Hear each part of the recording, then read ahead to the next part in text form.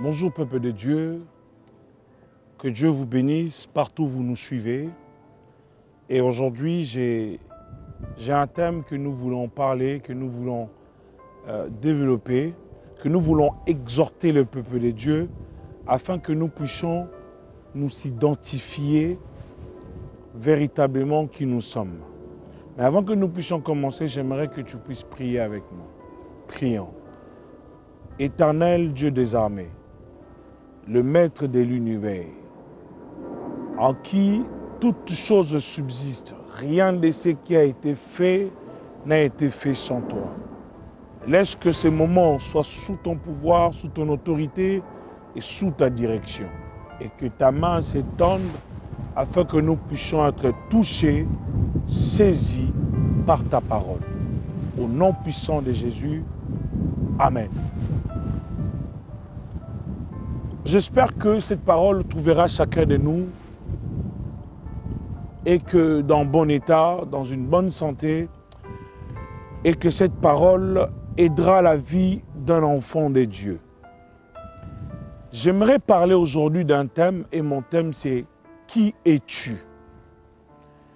Vous savez, on a tendance à s'identifier en disant « Je m'appelle un tel, je suis le fils de et de telle famille ». Mais l'identification que j'aimerais nous parler en ces jours, ce n'est pas seulement par rapport à ton nom, par rapport à être le fils de, mais plutôt à ce que tu es ou ce que tu dois être demain ou après-demain. J'aimerais que nous puissions lire un verset. Nous sommes dans le livre de Genèse, chapitre 25.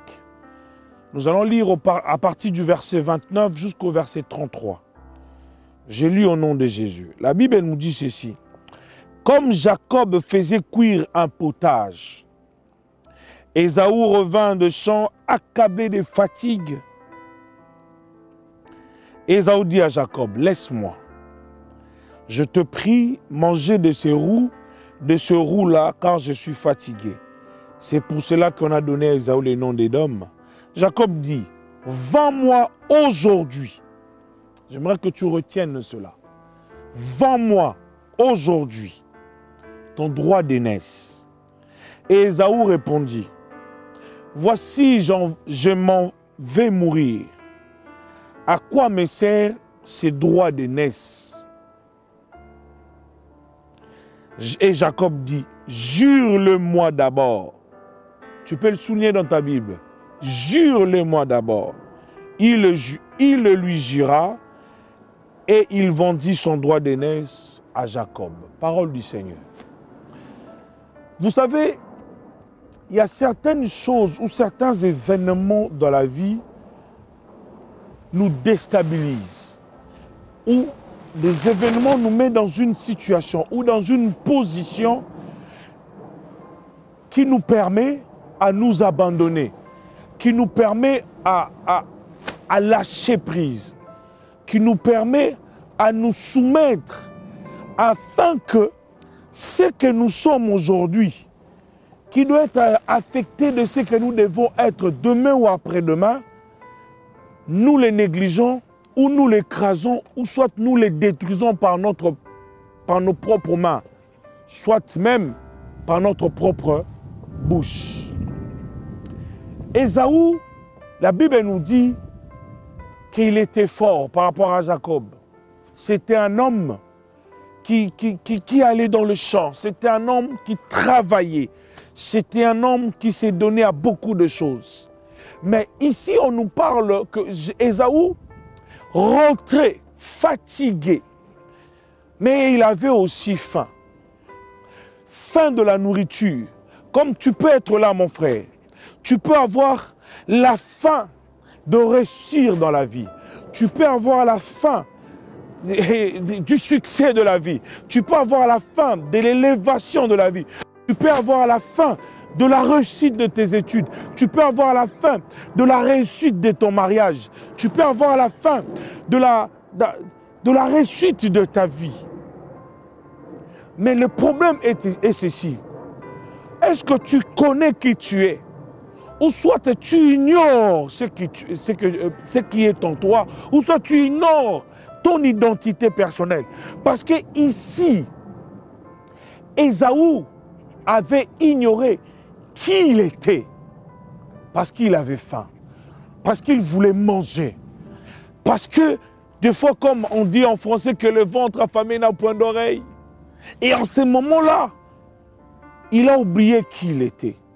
Il arrive des fois aux enfants de Dieu, à cause de choses de ce monde, à cause de biens matériels de ce monde, d'oublier qui ils sont. Tu peux avoir faim, c'est-à-dire que tu manques quoi t'habiller, tu manques quoi manger, tu manques quoi suffire à tes projets. Tu es prêt à vendre ton identité, tu es prêt à changer ton identité pour que demain ou après-demain, tu apparaisses aux yeux de tout le monde. C'est ce qu'Ésaü a fait. Ici, j'aimerais parler de deux sortes de générations. De génération d'Ésaü et de génération de Jacob. Génération de ceux qui voient les choses d'aujourd'hui. La génération de personnes qui veulent toujours profiter de la vie d'aujourd'hui. La génération de personnes qui se contentent de la vie qu'ils sont en train de mener aujourd'hui. Mais ils oublient aussi à côté, il y a des Jacob. Même s'il manque aujourd'hui, mais il sait demain ou après-demain, la vie va changer. J'aimerais t'interpeller. Toi, un enfant de Dieu, tu es toujours, comme les Quinois disent, les kilélos. Les gens qui tiennent compte seulement d'aujourd'hui. Les gens qui croient que la vie se limite aujourd'hui. Mon frère, il y a 30 ans, il y a 20 ans, il y a 10 ans, il y a des années à venir. Qui es-tu? Qui seras-tu? Parce que il y a ceux donc qui sont des Ésaü, qui voient seulement à la limite au bout de leur nez. Ils voient parce qu'ils veulent seulement se rassasier maintenant. Et tout le reste de ma vie, je m'en fous. Tout ce que je veux, être avec cet homme. Tout ce qui m'arrivera demain après-demain, je m'en fous. C'est pour cela aujourd'hui, nous retrouvons beaucoup de divorces. Beaucoup de divorces dans le milieu des chrétiens. Beaucoup de divorces dans le milieu des enfants de Dieu. Pourquoi? Parce que même quand Dieu l'a interpellé, mais comme il a faim de se marier, comme il a faim d'être appelé madame un tel, comme il a faim d'être appelé l'époux de telle femme, vous êtes prêt à vendre qui tu es juste pour entrer dans un mariage qui te fera souffrir demain ou après-demain et après tu vas te divorcer. Es-tu dans la génération de Ésaü ou tu es dans la génération de Jacob? Parce que les Ésaü voient qu'aujourd'hui, mais les Jacob voient le lendemain. Parce que Jacob dira à Ésaü, vends-moi ton droit d'aînesse. Parce que je crois que même si Ésaü avait accepté le deal de Jacob, plutôt il avait refusé le deal de Jacob, son frère n'allait pas refuser de le donner à manger. Même s'il partait chez son père, même papa pouvait intervenir pour que Ésaü puisse avoir une partie de la nourriture qu'il puisse manger.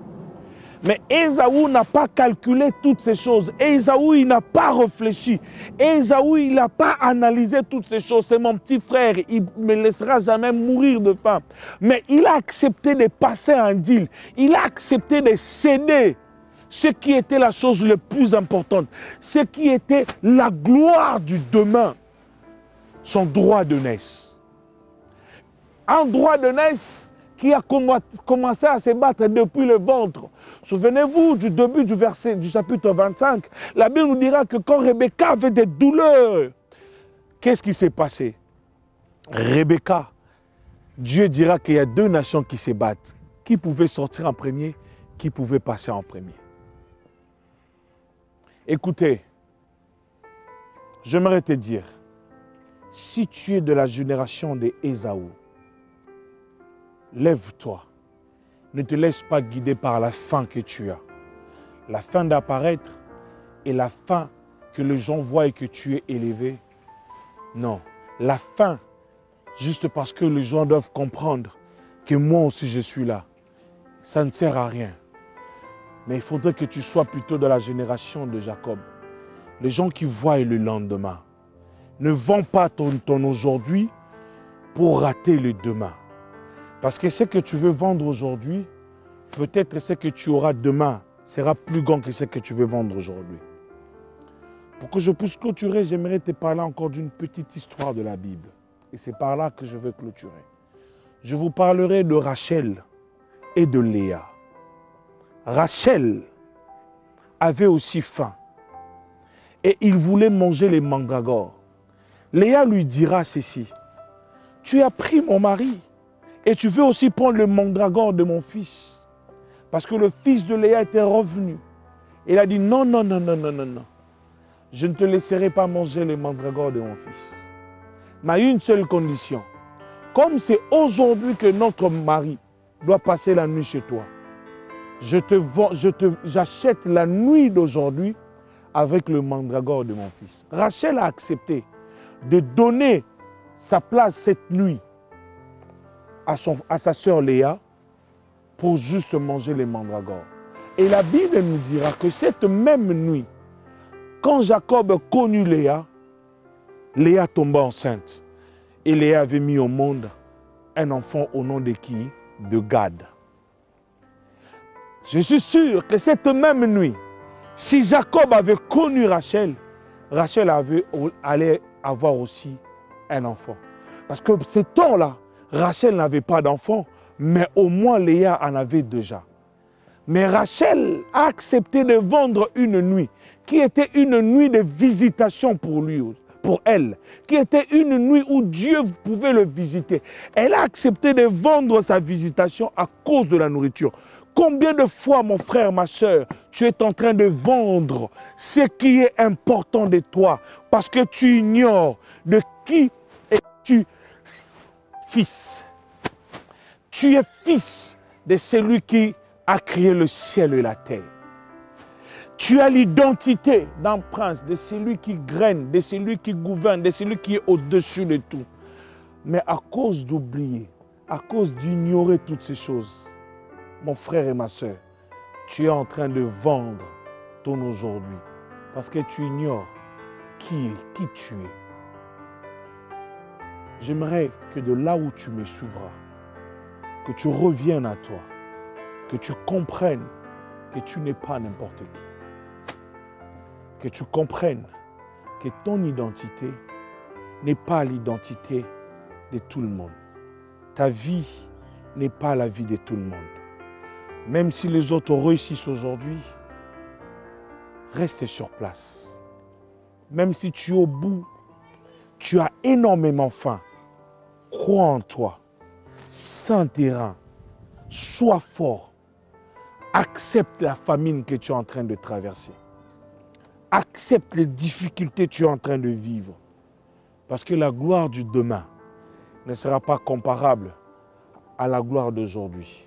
À la nourriture que tu veux prendre aujourd'hui. Ta gloire de demain ne sera pas comparable.